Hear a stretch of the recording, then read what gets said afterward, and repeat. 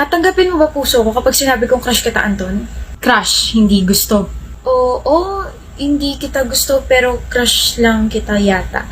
Yung nararamdaman ko para sa'yo parang 38% lang na crush. Ino-offer mo sa akin yung puso mo, ang babaw ng feelings mo para sa akin. Eh? Masama ba yun? Itulog mo na lang yun, Isabela. Wala ka pa pala talagang alam sa love life eh. Ano mo kain, Estrada? Mukha nang sasapakin ka. Layo, Francisco, ina-allergy ako kapag malapit ka. Gamot, gusto mo? Meron ako rito.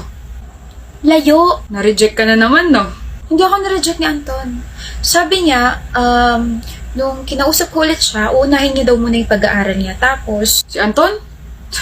May nililigawan yun, Estrada. Tiga nursing. Di ka lang niya ma-reject ng diretso kasi mag-aamok ka. ha!